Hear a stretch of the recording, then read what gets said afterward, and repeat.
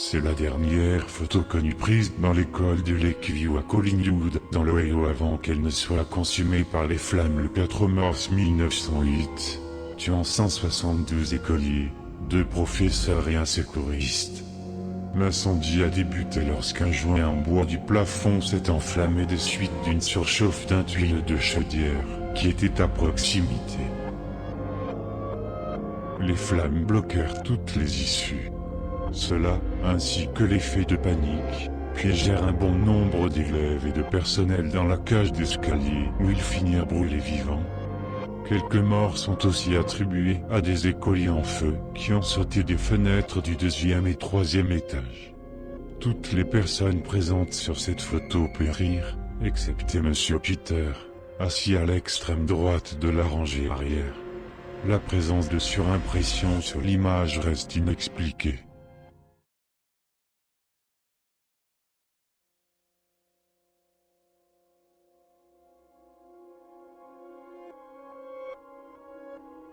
Cette photo a été prise en 1895 par un spéléologue et photographe amateur nommé Oren Jeffries quand il explorait une partie des Grands Caverns, dont personne n'avait alors dressé le plan. Au moment où elle a été prise, Jeffries menait des expériences photographiques en testant l'effet d'une très longue exposition pour voir si rien ne pourrait être impressionné dans l'apparente obscurité de la grotte. Il devait se placer au niveau du sol, éteindre sa lanterne, puis dévoiler l'objectif de son appareil photo aussi longtemps qu'il pourrait se tenir dans l'obscurité. Durant l'une de ces expériences, il entendit quelque chose approchant des profondeurs de la caverne. Durant l'une de ces expériences, il entendit quelque chose approchant des profondeurs de la caverne. Effrayé, Jeffries abandonna ses expériences et déclencha un des flashs qu'il utilisait pour prendre des photos souterraines traditionnelles. D'après l'un des témoignages qu'il confia à un journal local, Jeffries vit des créatures humanoïdes le dévisageant dans l'ombre et prit la fuite sans s'arrêter avant d'être à la surface. Quelques jours plus tard, il retourna chercher son appareil avec 3 autres hommes. Ceci est l'image qui fut trouvée en développant le film à l'intérieur.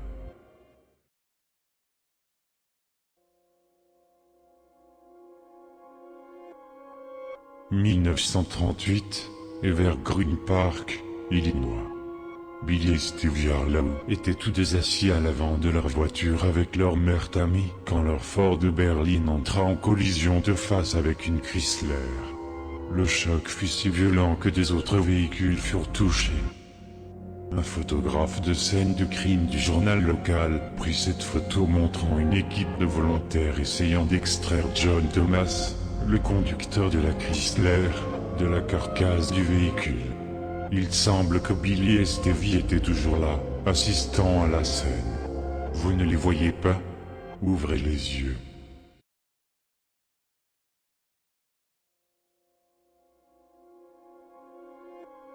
Les Sorensen étaient une famille danoise qui immigra aux États-Unis en 1905. Ils arrivèrent avec leur fils aîné, Anders, qu'on peut voir sur l'âne, et s'installèrent dans une ferme dans le Missouri. Les 3 autres enfants suivirent plus tard. Cette photo, prise en 1916, montre les 4 enfants quelques semaines avant la tragédie. Les 3 enfants les plus vieux jouaient beaucoup dans la grange et en étant fatigués, ils s'endormirent dans les hautes herbes. Leur père, Niklas, conduisait une faucheuse d'herbe et les démembra aux endroits précis que la faille parcourt sur la photographie.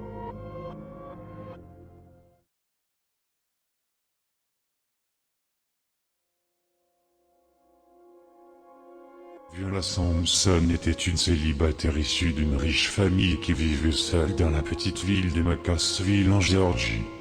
Elle était très appréciée des habitants pour ses dons et ses contributions à l'église de Baptiste, à la soupe populaire et à l'orphelinat local, spécialement durant la crise pendant laquelle ces institutions ont pu entièrement subsister grâce à ses gestes.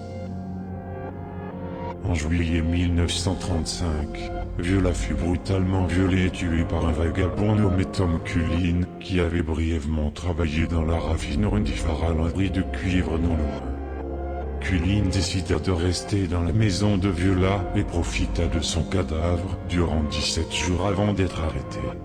Une foule d'habitants enragés prit d'assaut la prison du comté, emmena Cullen et le punit sur le vieux pont au-dessus de la rivière Tocoa. Cette photo a été prise par Garrett Killian, un témoin du massacre, et a provoqué un grand émoi lors de sa publication quelques jours après dans le journal. Pour beaucoup, l'âme de Viola s'était apaisée en assistant à l'exécution de son assassin, mais d'autres esprits plus tordus virent de la tristesse sur son visage et l'envie de voir une dernière fois.